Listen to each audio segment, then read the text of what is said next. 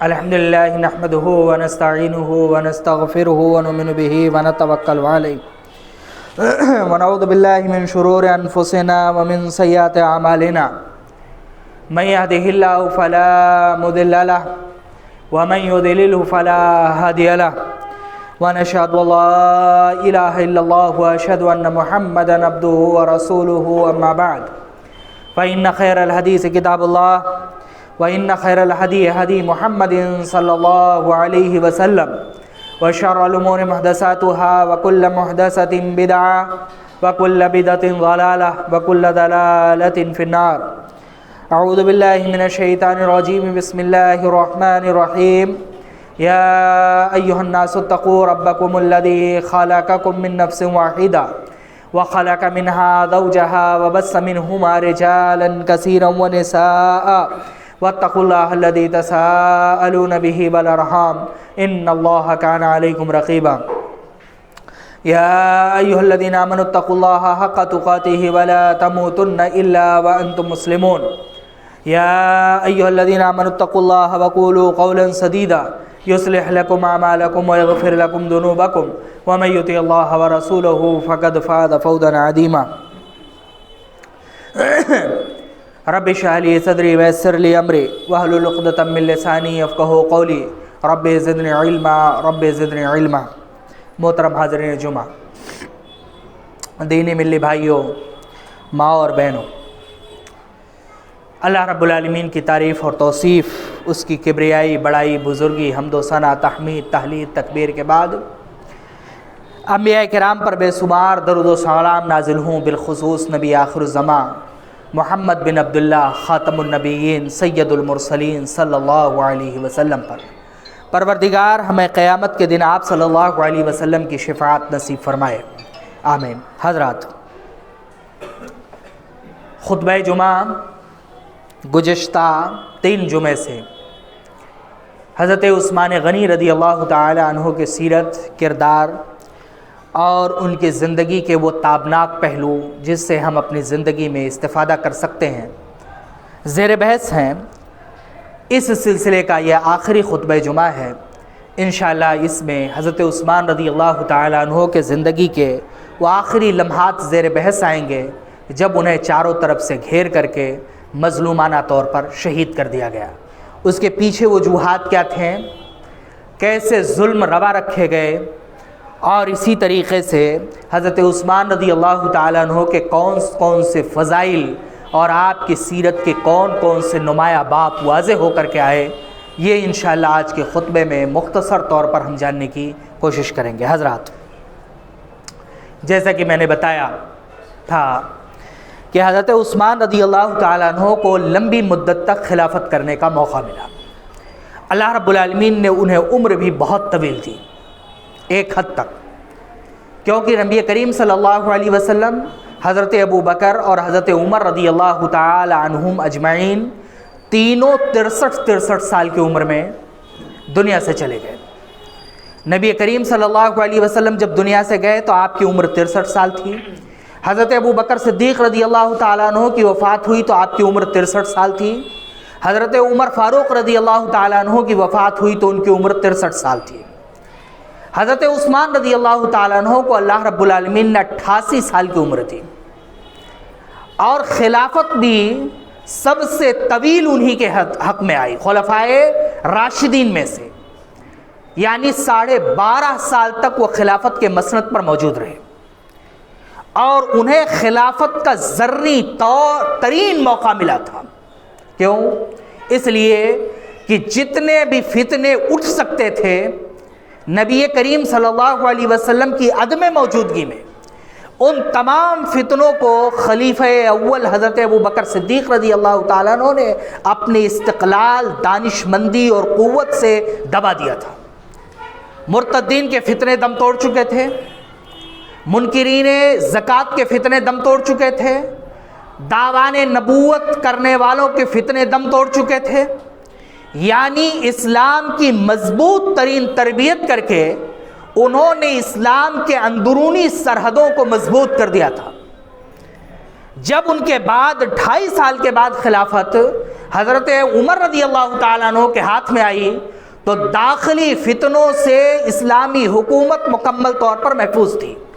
انہوں نے اپنی پوری قوت، اپنی پوری طاقت 10 سالوں تک خارجی سرحدوں کی حفاظت، اسلام کی تبلیغ، اسلامی مملکت کی وسعت پر لگائی، اور ایک ایسا نظام خلافت چھوڑ کر کے گئے جس کے ہر چول کو اور ہر چوڑی کو مضبوطی کے ساتھ کس دیا گیا تھا، کسی طریقے کا کوئی شگاف باقی نہیں تھا۔ اللہ رب العالمین نے حضرت عثمان رضی اللہ تعالیٰ عنہ کا موقع دیا اور انہوں نے اس بنائے ہوئے نظام کو اس آگے تک لے جا کر کے کھڑا کر دیا جہاں آدمی تصور نہیں کر سکتا ہے۔ میں نے بتایا کہ افغانستان تک کا علاقہ فتح کر کے ان کے دور خلافت میں مسلمان ہندوستان جیسے عریض و عریض اور وسیع مملکت پر دعوے داری کے لیے پر تول رہے تھے۔ مسلمان مراکش فتح کر کے افریقہ کے ممالک میں اور اسپین میں گھسنے کے لیے اپنے پر تول رہے تھے۔ مسلمانوں نے شاہ ایران کو ایران سے نکال کر کے باہر کر کے پوری اسلامی مملکت کو اپنے قبضے میں لے لیا تھا۔ مسلمانوں نے قبطیوں کو مصر سے نکال کر کے پورے مصر کو اپنے کنٹرول میں لے لیا تھا۔ اسکندریہ تک روم کے قیصر کو دفاع کر کے بھگا کر کے روم کے آدھا سے زیادہ علاقوں پر قبضہ کر لیا تھا۔ حضرت عثمان رضی اللہ تعالیٰ عنہ نے اپنے دور خلافت میں بحری بیڑا بنا کر کے قسطنطنیہ پر دستک دینے والے لشکر کو تیار کر کے کھڑا کر دیا تھا، یعنی پورا یورپ، پورا مشرق، پورا مغرب اور پورا افریقہ اسلامی سپہ سالاروں اور اسلامی غازیان کے دستے تصرف میں آنے کے لیے بالکل قریب تھا۔ مسلمانوں کی خلافت اتنی مضبوط ہو چکی تھی کہ دنیا میں کوئی طاقت، دنیا میں کوئی عظمت اب مسلمانوں سے ٹکر لینے کی پوزیشن اور طاقت میں نہیں تھی۔ اسکندریہ لینے کی ایک بار کیسر روم نے حماقت اور غلطی کی تھی۔ حضرت عثمان رضی اللہ تعالیٰ عنہ کے عہد خلافت میں حضرت عمر بن عاص رضی اللہ تعالیٰ عنہ نے ایسا مزہ چکھایا کہ دوبارہ کبھی اسے ہمت نہیں ہوئی اسلامی حکومت اور اسلامی مملکت کی طرف نظر اٹھا کر کے دیکھنے کی۔ مسلمان اس وقت ایک بڑی بحری طاقت بن کر کے ابھر رہے تھے۔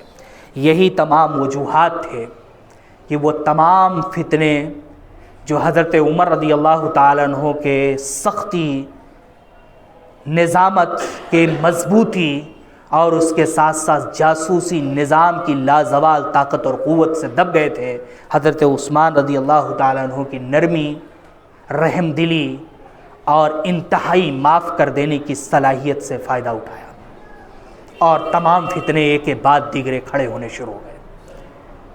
میں ان فتنوں کی تھوڑی سی تمہید آپ کے سامنے بیان کر دوں تاکہ آپ کو سمجھنے میں اور ہمیں سمجھنے میں آسانی ہو اور ہمیں یہ پتہ چل سکے کہ دراصل ہماری صفوں میں گھس کر کے لوگ کیسے ہمارے خلاف محاذ کھڑا کرتے ہیں۔ حضرت عثمان رضی اللہ تعالیٰ عنہ کے عہد خلافت میں سب سے پہلی آواز بصرہ سے اٹھی، عبداللہ بن سبا یہودی کے نام سے۔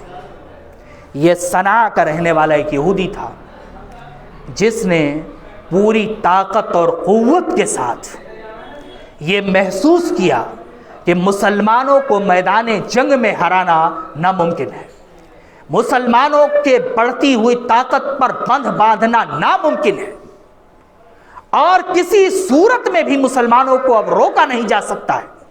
اس کی صرف ایک وجہ ہے اور اس کے روکنے کا صرف ایک راستہ ہے، ان کے آپسی صفوں میں اختلاف پیدا کر دیا جائے، ان کی جو بے نیام تلواریں میدان جنگ میں لہرا رہی ہیں اور ان کے افراد کی یکجائی کی جو مضبوط قوت کسی بھی محاذ پر طاقت بن کر کے کھڑی ہو جاتی ہے، اس کو روک دیا جائے۔ اگر اس صورتحال میں مسلمان دو چار ہو گئے تو ایسی صورت میں مسلمانوں کی بڑھتی ہوئی طاقت کو ہم روک سکتے ہیں۔ اس کے لیے صنعاء سے نکل کر کے اس نے اسلام قبول کیا اور سب سے پہلے بصرہ گیا، بصرہ میں اپنی باتیں کہنی شروع کی۔ بصرہ کے گورنر نے اسے بصرہ سے نکال دیا، بصرہ سے کوفہ گیا، کوفہ کے گورنر نے بھی اسے کوفہ سے نکال دیا۔ کوفہ کے بعد وہ مصر گیا اور اپنی طاقت کو پھیلانا شروع کیا۔ اس میں سے کئی ایک چیزیں تھیں جس میں بنیادی چیز تھی مسلمانوں کو ہمیشہ جذبات کے نام پر بھڑکایا گیا ہے، اور اللہ کے رسول صلی اللہ علیہ وسلم نے اپنی پوری زندگی انہی جذبات کا گلا گھونٹنے کے لیے مسلمانوں کو تیار کیا ہے۔ ہمیشہ نبی کریم صلی اللہ علیہ وسلم نے مسلمانوں کو یہی سمجھایا کہ ہمیشہ جذبات میں آ کر کے فیصلے مت کیجیے، محبت کے نام پر بالکل آگے مت بڑھیے، شرعی اصول اور قاعدوں کو پیش نظر رکھیے۔ نبی کریم صلی اللہ علیہ وسلم کی زندگی میں ہزاروں ایسے مثالیں مل جائیں گی۔ نبی کریم صلی اللہ علیہ وسلم نے ایک ایک آدمی کو پکڑ پکڑ کر کے سمجھایا تھا کہ کبھی بھی جذبات کے رو میں مت بڑھیے۔ سب سے بڑی بات جو اس نے کہی اور لوگوں کو سمجھانے کی کوشش کی وہ یہ تھی کہ ہر نبی کا ایک وصی ہوتا تھا، اس کے بعد خلافت اور اس کی نبوت کو سنبھالنے والا وہ ہوتا تھا۔ موسیٰ کے بعد ہارون تھے، داؤد کے بعد سلیمان تھے، یعقوب کے بعد یوسف تھے، یعقوب سے پہلے اسحاق تھے، اسحاق سے پہلے ابراہیم تھے۔ پھر نبی کریم صلی اللہ علیہ وسلم کی وفات کے بعد آپ کے خاندان کے افراد کو چھوڑ کر کے دوسروں کو خلافت کیوں دی گئی؟ یہ بات کہاں سے ممکن ہو سکتی ہے کہ نبی کریم صلی اللہ علیہ وسلم کے قریبی خاندان کے لوگ باقی ہوں اور پھر ایسی صورت میں غیر قریبی خاندان کو یہ بات کہہ دی جائے؟ لیکن مسلمان یہ بات جانتے تھے اور اسے کبھی بھی اس راستے میں پھنسانا ممکن نہیں تھا۔ کم سے کم 9 مسلم تو یہ مان سکتے تھے جنہوں نے روم و ایران کی حکومتیں اور طاقتیں دیکھی تھیں کہ باپ کے مرنے کے بعد بیٹا تخت پر بیٹھ جاتا تھا، لیکن جن مسلمانوں کی تربیت رسول نے کی تھی، ابو بکر نے کی تھی، عمر نے کی تھی، عثمان نے کی تھی، مدینہ کی فضاؤں نے کی تھی، وہ یہ بات نہیں مان سکتے تھے۔ پھر کیا کیا؟ دھیرے دھیرے دھیرے دھیرے اور باتیں اس میں بڑھانا شروع کیا۔ اس میں بہت ساری باتیں بڑھانی شروع کی، ایک ایک باتیں اس میں ایڈ کرتے گئے، ملاتے گئے تاکہ ایک بونڈر کھڑا کیا جا سکے۔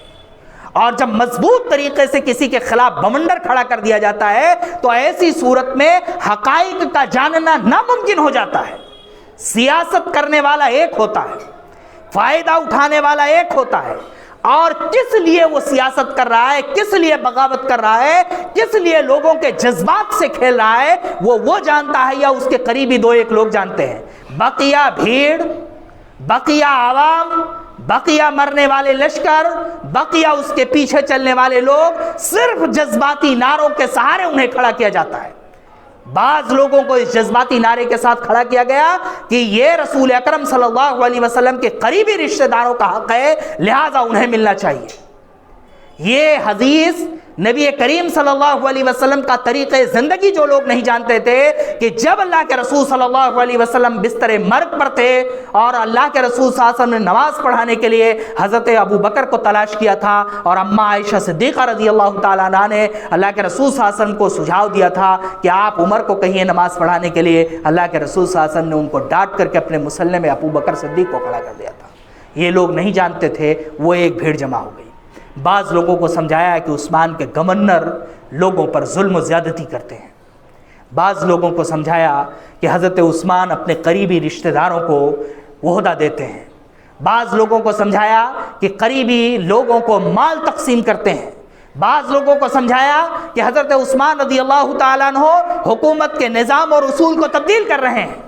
یعنی جس کے ذہن کے مطابق گمراہ کرنے کے لیے جو ضروری بات تھی اس کو الگ الگ طریقے سے سمجھایا گیا۔ کوفہ، بصرہ اور مصر سے ایک تنظیم مل کر کے مدینہ کی طرف کوچ کیا اور مدینہ آئے۔ حضرت عثمان رضی اللہ تعالیٰ عنہ سے ملاقات ہوئی، حضرت عثمان رضی اللہ تعالیٰ عنہ نے ان سے بات چیت کی، بات چیت کرنے کے بعد ان کے اعتراضات کو سنا اور اعتراضات سننے کے بعد انصار و مہاجرین کے مجلس میں انہیں مضبوط ترین جواب دیا اور تمام لوگوں کو راضی کر دیا۔ ان اعتراضات میں سے 2-4 اعتراضات جو بڑے بڑے ہیں میں آپ کے سامنے رکھنا چاہتا ہوں، کیونکہ آج بھی جو لوگ خلفائے راشدین کے خلاف لوگوں کو گمراہ کرتے ہیں ان میں سے بڑے بڑے اعتراضات کو ایک ایک کر کے پیش کرتے ہیں۔ مولانا مودودی نے میں نے اس سے پہلے بھی بتایا تھا کہ صحابہ کرام کے خلاف جتنے بھی فتنے ہندوستان میں اٹھنا شروع ہوئے ہیں بالخصوص سنی مسلمانوں کے اندر، ان سب کی رسم بد مولانا مودودی کا شروع کیا ہوا ہے۔ اللہ رب العالمین ان کی مغفرت کرے۔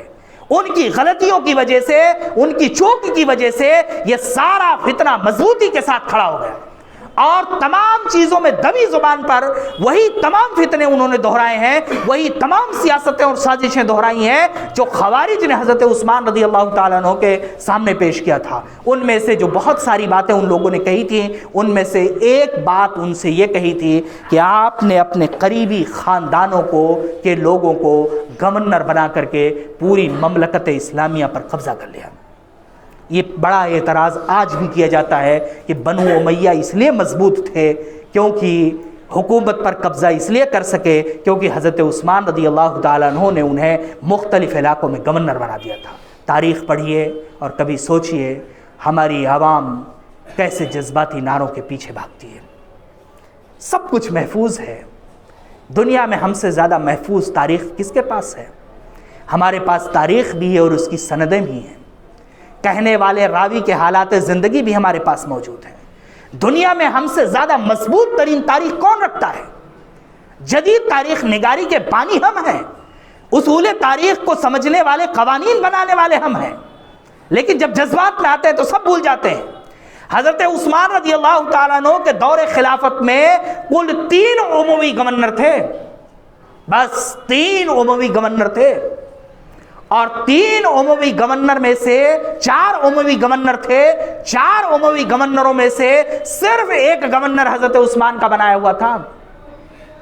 خلافت اسلامیہ میں نے بتایا ہندوستان کی سرحدوں پر دستک دے رہی ہے، افریقہ کے سرحدوں پر دستک دے کر کے اسپین جانے کے راستے پر تول رہی ہے، یورپ کے علاقوں میں گھسنے کے لیے پر تول رہی ہے، موراکو فتح ہو چکا ہے۔ ان تمام بڑی مملکتوں میں کل 4 گورنر بنو امیہ کے ہیں، اور 4 بنو امیہ کے گورنروں میں سے 1 گورنر کا انتخاب حضرت عثمان غنی رضی اللہ تعالیٰ عنہ نے کیا ہے، صرف 1 گورنر کا۔ بقیہ 3 گورنر حضرت عمر رضی اللہ تعالیٰ عنہ کے زمانے سے یا حضرت ابوبکر صدیق رضی اللہ تعالیٰ عنہ کے زمانے سے چلے آتے ہیں، یعنی کنبہ پروری کا جو الزام ان پر ہے یہ انتہائی گھٹیا، بے وقات اور بے حیثیت الزام ہے، اس کی کوئی حیثیت نہیں ہے۔ حضرت عثمان رضی اللہ تعالیٰ عنہ نے باغیوں کو بھی یہی بات سمجھائی کہ یہ میں نے تھوڑی کیا ہے، امیر معاویہ کو گورنر عمر نے بنایا ہے، پورا دمشق کا علاقہ، شام کا علاقہ انہوں نے دیا ہے، وہ پہلے سے گورنر ہیں، میں کیا اس لیے انہیں گورنری سے ہٹا دوں کہ وہ میرے خاندان کے ہیں؟ اسی طریقے سے عبداللہ بن سعد ہیں یا اس کے علاوہ اور بھی گورنر ہیں، وہ پہلے سے گورنر چلے آتے ہیں۔ اگر بنو امیہ کو گورنر بنانا ظلم ہے تو پھر اللہ کے رسول صلی اللہ علیہ وسلم نے حضرت ابو سفیان کے بیٹے یزید کو گورنر بنایا، ان کے والد حضرت ابو سفیان رضی اللہ تعالیٰ عنہ کو ذمہ داری سونپی۔ یہ ایک بڑا الزام ان کے اوپر یہ لگایا جاتا ہے۔ دوسرا الزام ان کے اوپر یہ لگایا جاتا ہے کہ آپ نے اپنے خاندان کے لوگوں کو بہت زیادہ مال و دولت دیا۔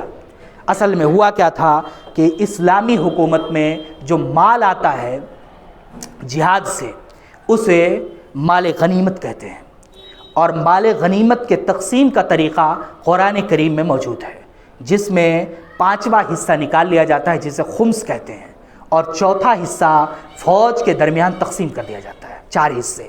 5واں حصہ جو نکالا جاتا ہے اس میں بھی 5 حصے کیے جاتے ہیں، اس میں سے 1 حصہ خلیفہ کا ہے یا اسلامی حکومت کا ہے۔ اللہ کے رسول صلی اللہ علیہ وسلم تھے تو اللہ کے رسول صلی اللہ علیہ وسلم کا تھا، یہ خلیفہ اپنی مرضی کے مطابق جسے چاہتا تھا دیتا تھا۔ یہی خمس انہوں نے اپنے قریبی رشتہ دار، اپنے دودھ شریک بھائی کو دیا تھا۔ بعد میں جب اس پر ہنگامہ ہوا تو انہوں نے یہ پیسہ بھی واپس لے لیا۔ لوگوں کے ہنگامے کی وجہ سے اس ایک بنیاد کو مضبوطی کے ساتھ پکڑ کر کے پورے اسلامی حکومت کے نظام میں یہ پھیلا دیا گیا کہ وہ اپنے خاندان کے لوگوں کو انتہائی مال دیتے ہیں اور مال کے ساتھ نوازتے ہیں۔ حضرت عثمان رضی اللہ تعالیٰ عنہ نے یہ بات بھی کہی اور لوگوں نے تسلیم کر لیا اور یہ بات بھی ختم ہو گئی۔ اللہ رب العالمین ہمیں کہنے سننے سے زیادہ عمل کرنے کی توفیق دے۔ وآخر دعوانا الحمدللہ رب العالمین۔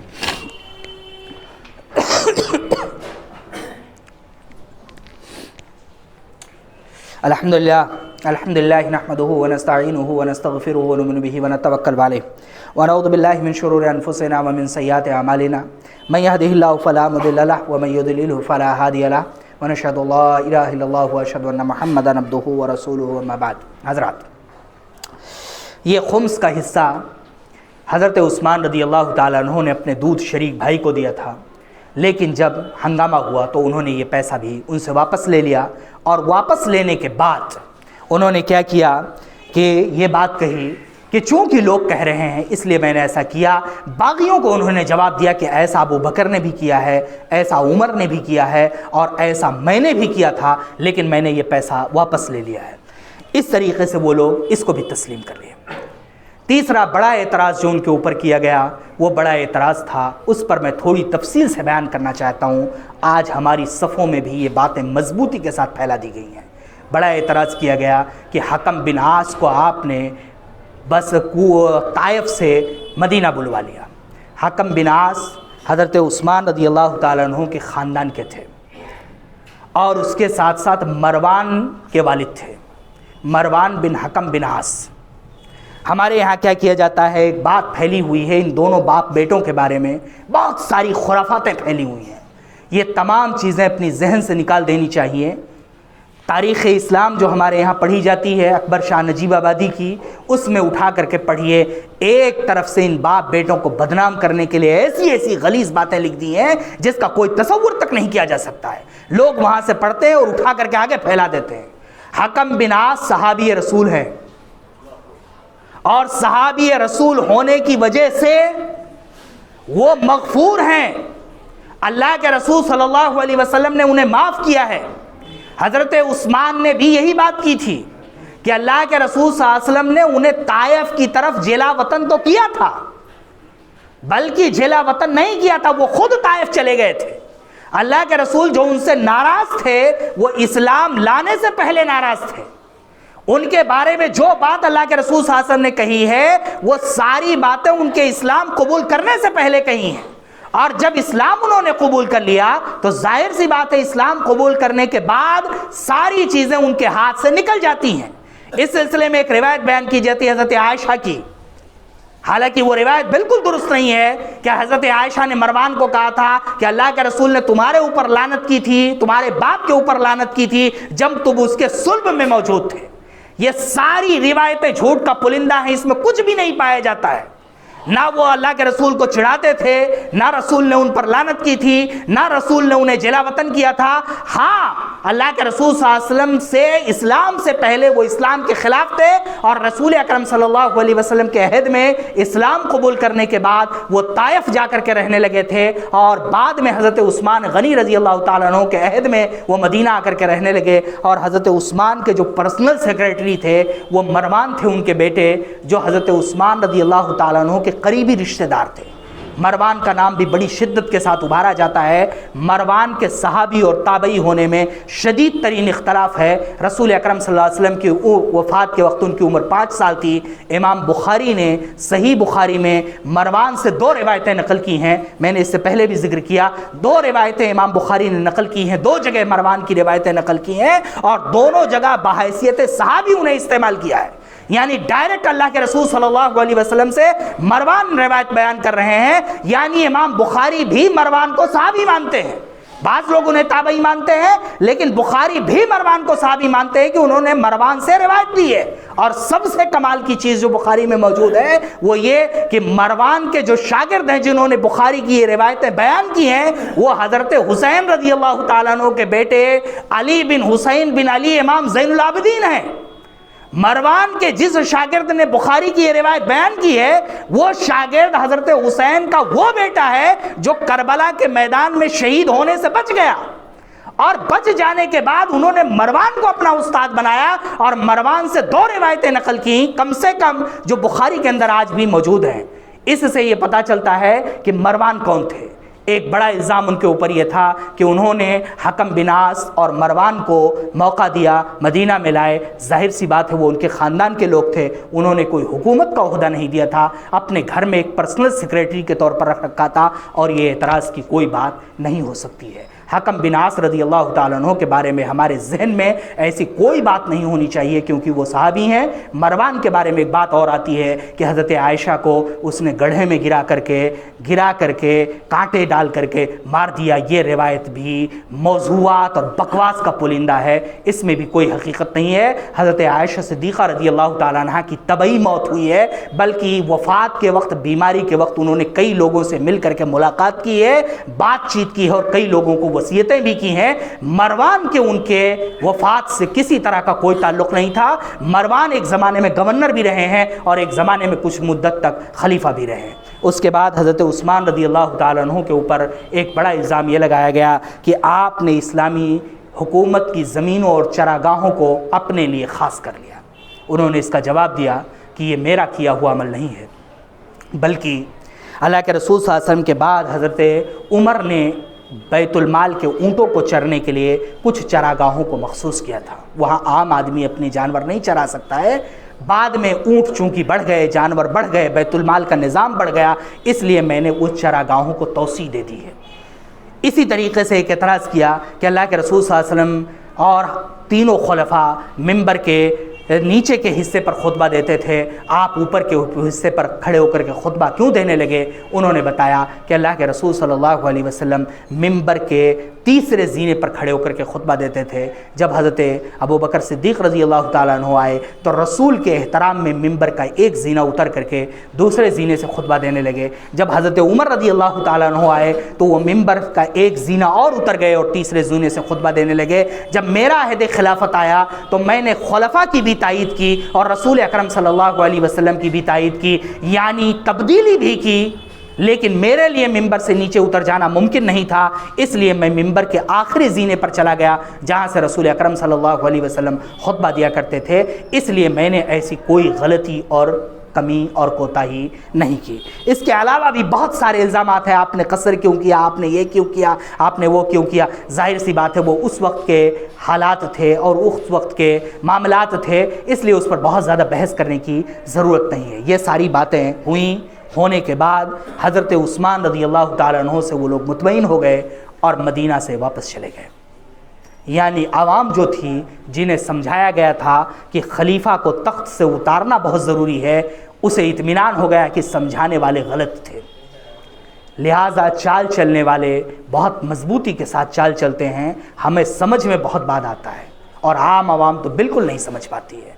پھر وہ لوگ لوٹ آئے، لوٹ کر کے آ کر کے پھر اعتراضات شروع کیے، پھر سمجھایا گیا، پھر چلے گئے، جاتے ہوئے پھر لوٹ آئے۔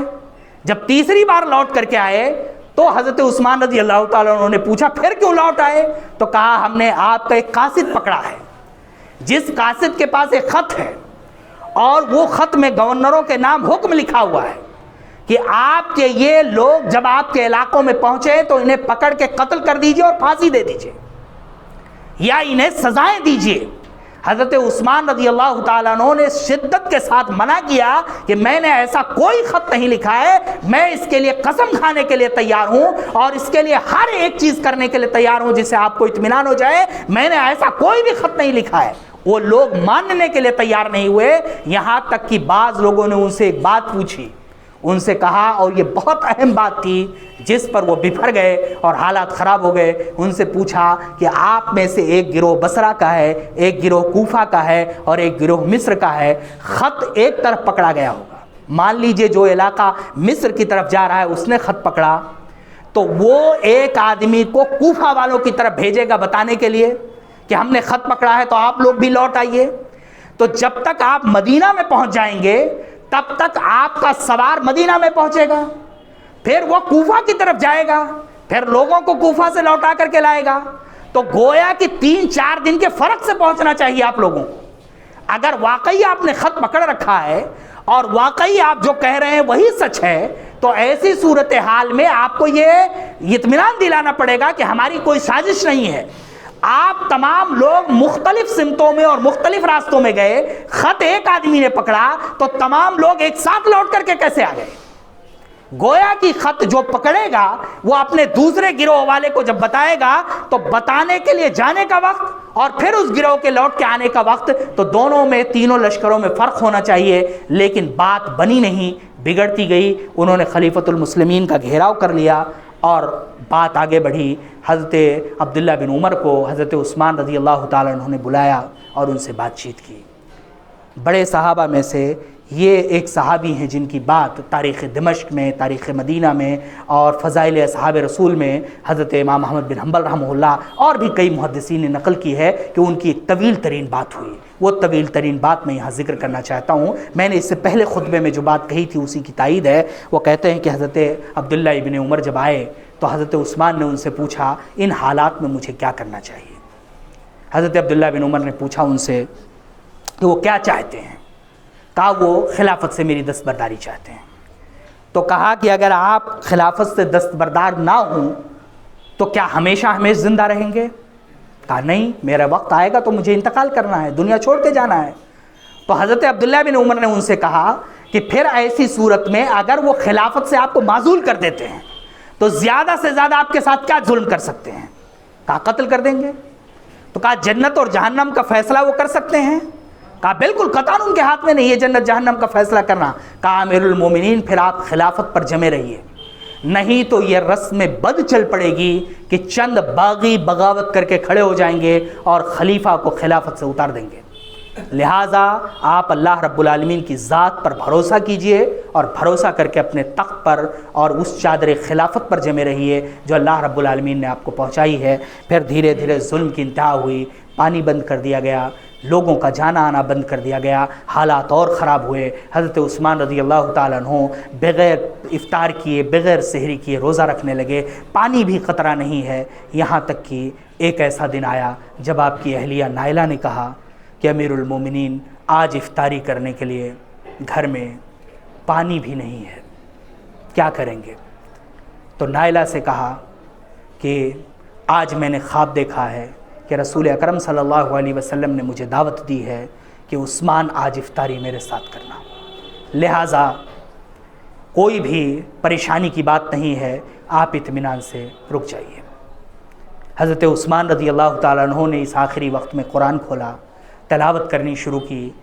باغیوں کا پہلا گروہ گھر میں گھسا اور حضرت عثمان رضی اللہ تعالیٰ عنہ کو دردناکی کے ساتھ شہید کر دیا گیا۔ حضرت عثمان رضی اللہ تعالیٰ عنہ روزے کی حالت میں جمعہ کے دن 88 سال کی عمر میں ایام تشریق میں شہادت کی موت پا کر کے امر ہو گئے اور پوری دنیا کو یہ پیغام دے گئے کہ کبھی بھی حق پر ہوتے ہوئے باطل کے سامنے نہیں جھکنا ہے، جان رہے یا چلی جائے۔ اور یہ فتنہ جو اٹھا تھا، اس فتنے کو مکمل طریقے سے دبا دیا گیا۔ انہوں نے اپنے خون کی قربانی دے کر کے عبداللہ بن سبا یہودی کے فتنے کو ایسے مضبوطی سے دبا دیا کہ یہ فتنہ کبھی بھی اپنی طاقتوں میں اس طرح سے کامیاب نہیں ہوا جیسا کامیاب ہونا چاہتا تھا۔ اگر انہوں نے قتل کی اجازت دے کر کے جنگ کی شروعات کر دی ہوتی تو لاکھوں مسلمان شہید کیے جاتے اور یہ فتنہ اتنا شدت اختیار کر دیا جاتا کہ اسے کسی طور پر روکا نہیں جا سکتا تھا۔ یہ تھا حضرت عثمان رضی اللہ تعالیٰ عنہ کی زندگی کے دردناک واقعات اور پہلو۔ بہت ساری باتیں میں نے آپ کے سامنے رکھیں جس سے ہم ان کی زندگی سے بہت کچھ سیکھ سکتے ہیں، سمجھ سکتے ہیں، جان سکتے ہیں۔ آخری وقت میں قرآن میں پناہ ڈھونڈ کر کے اتنا اطمینان حاصل کرنا اسی وقت ہو سکتا ہے جب ضمیر اندر سے مطمئن ہو کہ جو کچھ کیا ہے ہم نے وہ دین کے لیے، اسلام کے لیے، اللہ رب العالمین کے لیے کیا ہے۔ کیسا اطمینان تھا، کئی دنوں سے روزہ رہے ہیں، چھوٹے بچے ہیں، 4 بیویاں ہیں، ملت اسلامیہ کا پورا درد ہے اور پوری مملکت میں اسلامی فوجیں خلیفہ کے حکم کے انتظار میں تلواریں میان سے نکالے کھڑی ہیں کہ کس وقت خلیفہ کا حکم آ جائے اور جنگ کرنے کی شروعات ہو جائے۔ اس وقت ایک اطمینان سے خلیفہ قرآن کریم پھیلا کر کے پڑھ رہا ہے۔ باغیوں میں سے حضرت ابوبکر صدیق کے بیٹے محمد بن ابی بکر آتے ہیں، ان کی داڑھی پکڑتے ہیں اور کہتے ہیں یا نعسل، اے لمبی داڑھی والے بوڑھے، آج بھی خلافت کی لالچ تیرے اندر سے نہیں گئی۔ اطمینان سے جواب دیتے ہیں، پیارے بچے، بھتیجے، اگر تمہارے باپ زندہ ہوتے تو میرے اس بڑھاپے کی بڑی لاج رکھتے۔ اور قرآن کریم کھلا ہوا ہے، اطمینان سے پڑھ رہے ہیں، کسی طرح کا غم اور خوف نہیں ہے۔ اسی کو قرآن نے کہا ولا تہنوا ولا تحزنوا، گھبراؤ نہیں، ڈرو نہیں، کامیابی تمہاری ہے۔ اور یہ حضرت عثمان رضی اللہ تعالیٰ عنہ نے طے کیا ایک آخری پیغام، وہ یہ کہ اگر ہمیں اطمینان ہو جائے کہ جو کچھ کر رہے ہیں، جو کچھ ہم نے کیا ہے، سب اللہ رب العالمین کی رضا کے لیے کیا ہے، اپنی زندگی پر خود اطمینان دلا دیں تو مرتے ہوئے ڈرتے نہیں ہیں، خوف نہیں کرتے ہیں، آنکھیں نہیں نکلتی ہیں، بچوں کی فکر نہیں ہوتی ہے، تجارت کی فکر نہیں ہوتی ہے، دنیا کے چھوڑنے کی فکر نہیں ہوتی ہے۔ روتے اس وقت ہیں، چلاتے اس وقت ہیں، اطمینان اور غیر اطمینان اس وقت ہوتا ہے جب دنیا چھوڑتے وقت یہ احساس ہوتا ہے کہ پتہ نہیں پروردگار کیا کرے گا۔ کیونکہ عثمان رضی اللہ تعالیٰ عنہ نے جو کچھ کیا تھا یقین اور اطمینان سے کیا تھا، اور انہیں یقین تھا کہ جو کچھ میں نے کیا ہے وہ اسلام کے لیے کیا ہے، اللہ رب العالمین ہمیں اس کا اجر دے گا۔ حضرت عثمان کی زندگی سے ہم نے اور آپ نے یہ سیکھا، اپنے ایمان کو مضبوط کیجئے اور دین کے لیے اپنے آپ کو وقف کر دیجئے، لیکن دنیا کو پکڑ کر کے چھوڑ کر کے نہیں۔ دنیا کو ایک ہاتھ سے پکڑیے لیکن دین کے اصولوں میں رہ کر کے پکڑیے، خوب کمائیے، خوب پیسہ اکٹھا کیجئے، خوب جمع کیجئے، خوب اسلام کے راستے میں خرچ کیجئے، لیکن اسلامی اصولوں میں رہتے ہوئے اس میں کسی طرح کی کمی مت کیجئے۔ بعد میں حضرت عثمان رضی اللہ تعالیٰ عنہ کے جنازے کی نماز پڑھائی گئی اور انہیں دفن کر دیا گیا۔ یہ تمام روایتیں ان کے اوپر کودے، ان کی ہڈیاں توڑ دیں، یا اسی طریقے سے 3 دن تک لاش پڑی رہی، ان روایتوں میں سے کوئی بھی روایت ثابت نہیں ہے۔ خلیفۃ المسلمین کی لاش کے ساتھ ایسی کسی طرح کی کوئی حرکت نہیں کی گئی تھی۔ حضرت زبیر بن عوام رضی اللہ تعالیٰ عنہ نے ان کے جنازے کی نماز پڑھائی تھی، کیونکہ وصیت انہوں نے انہی کو جنازے کی نماز پڑھانے کی تھی، اور پورے اہتمام سے ان کی قبر کو، لاش کو قبر کے حوالے کر دیا گیا۔ اللہ رب العالمین درجات ان کے جنت میں بلند فرما، اور اللہ رب العالمین ان کے نقش قدم پر ہمیں چلنے کی توفیق دے۔